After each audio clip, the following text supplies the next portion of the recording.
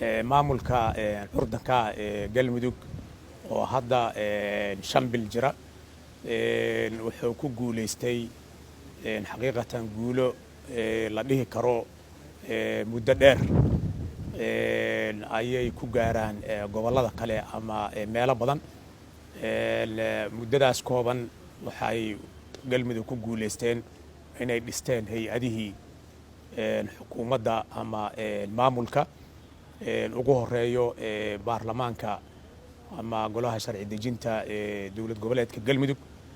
oo dhammaan hadda heerarkiisii kala duwanay iyo gudiyadiisii loo dhisay howlna galay baarlamaanka wuxuu ku guuleystay inuu guddeen doorto gudiyadiina dhisto qorshihiisana degsado madaxweyne iyo madaxweyne ku-xigeenna doorto sidoo kale waxaa lagu guuleystay muddadaas in dib u heshiisiin siyaasadeed loo sameeyo dadka reer galmudug mucaarad iyo muxaafidba ay isugu tagaan galmudug laguna wada qanciyo kuwii hore iyo kuwii dambaba inay maamulka galmudug ka wada mid noqdaan waxna ka wada dhistaan xil wareejintii maamulkii hore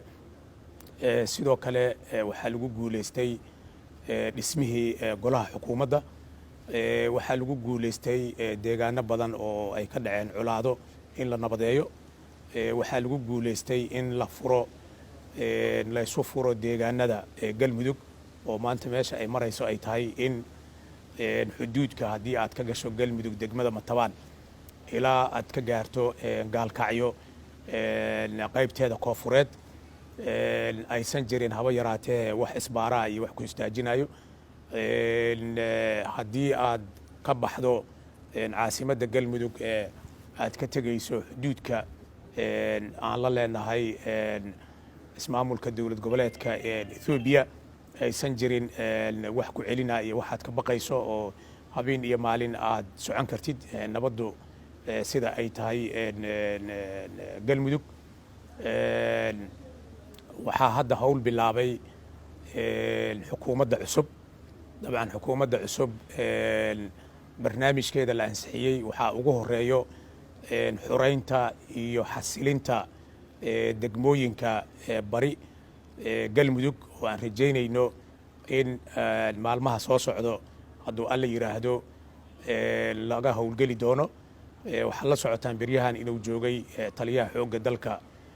soomaaliyeed galmudug oo ku sugnay uu aad iyo aad u dhuudhuujinayay una habeynayay ciidamada galmudug oo aan dhihi karno maanta waxay soo gaareen ayaga laftirkoodu heer ay amniga galmudug gacanta ku hayaan una suurto gashay inay muxuu ahay dhammaan wixii isbaarooyin yiilna ay qaadaan argagixisadana ay gacan birahoo adag ku qabtaan galmudug waxay hadda uu safar ku marayaa madaxweynaha iyo qaar ka mida golihiisa wasiiradu deegaanada galmudug oo aan rajaynayno in la bilaabi doono hawshii mar dhow dekedda hobyo iyo soo celinta muxuu ahay kaabayaashii dhaqaalaha dibna loo hagaajin doono ayraboorada iyo dekedaha galmudug hawshoodiina la bilaabay sidoo kale galmudug waxay gacan ka geysanaysaa oo diyaar u tahay howlaha halkan ka socdo ee federaalka iyo doorashooyinka ee la filayo taas ayaana keentay in baarlamaanka guddoonkiisu ay ka soo qayb galaan furitaanka kalfadhiga halkan iyo qaybaha uga aadan galmudug waxay diyaarisay aragtida ay ka qabto dib u eegista qabyo qoraalka dastuurka ee la rabo federaalka in la ansixiyo ka hor doorashada inta aan la gelin qorshuhu uu ahay in la ansixiyo bishii lasoo dhaafay baarlamaanku laakiin uu kalfadhiga dib u dhac ku yimid galmudug hadda waxaa ka socda olole xoog leh oo looga soo horjeedo ama wax looga qabanayo cudurkan aafeeya dunida coronavirus oo hadda laga diyaarinayo degmooyinka qaar badanna la diyaariyey cisbitaaladeedii in dib u habayn lagu sameeyo si ay uga qayb qaataan dhibaatadaas hadday dhacdo ama meelaha qaarba dhacdooyin ay ka dhacdhaceen. hawl baaxad leh ayaa halkaasna laga wadaa hadda. waxaa dib u habayn lagu samaynayaa arrimihii dhaqaalaha galmudug. waxaad la socotaan galmudugtii hore maamulku inta badan inuu federaalka kaliya iyo muxuu ahaay ku xirnaay xag ciidan iyo xag dhaqaalaba. laakiin hadda galmudug waxay wadaa qorsho ay ku abuurayso dakhliga gudaha ama habkii muxuu ahaay dhaqaalaha gudaha loo qaadi lahay iyo canshuurtiba. hawshaasna waxaa xoog uga shaqaynayo wasaaradda maaliyadda oo hawsheedii bilowday. waxaa noo socda hadda oo bilowday ayadana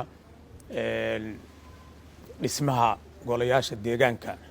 oo furay madaxweynuhu oo aad la wada socoteen. wasaaradda arrimaha gudaha iyo baarlamaankuba ay iska kaashanayaan sidii loo dhisi lahaay golayaashii deegaanka ee ka imaan lahay degmooyinka,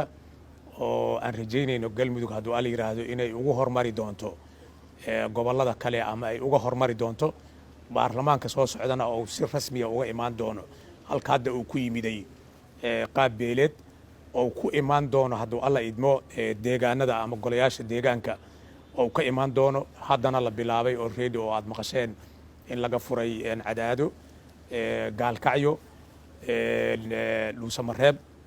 fayska hore ilaa 6 degmo laga samayn doono hadduu alla idmo. feeska ku xigana degmooyinkan la xoreeyey ayagana laga samayn doono golayaasha deegaanka. iyaduna hadduu alla yidhaahdo waxay rajaynaynaa inay loo dhammaan doonto sanad gudihiis oo galmudug ay yeelan doonto dowladihii hoose iyo dowladdii sare ama dhexaba si ay ugu suurto gasho doorashada baarlamaanka soo socdee galmudug inay ka yimaadaan deegaanada halkii ay ka imaan jireen awal beelaha. marka qorshahaasna waa noo socdaa. waxaan rajaynaynaa insha allahu galmudug inay ku tallaabsan doonto bilaha iyo sanadada soo socoto horumar iyo guulo la taaban karo hadduu alla yidhaahdo. sidoo kale waxaan soo dhawaynaynaa dowladda federaalka iyo doorashooyinka lagu dhawaaqay dalku gelayo. waxaana ka qayb qaadan doonaa hadduu ilaah yidhaahdo sida dadka Soomaaliyeed ay u soo dooran lahaayeen wakiiladooda markii ugu horeysay 20 sano kadib dadkii sida rasmiga ahay u matalayay. waxaana diyaar u nahay galmudug haddaan nahay insha allahu inaanu dhammaan degmooyinka galmudug laga qaban doono doorashada federaalka. xildhibaanaduna ay tegi doonaan deegaanada loo asteeyey kana soo geli doonaan si aan lahayn qaabkii hore ka duwan. hadduu alla yidhaahdo arrintaasna diyaar garowgeedii ayaan bilaabaynaa mar dhow.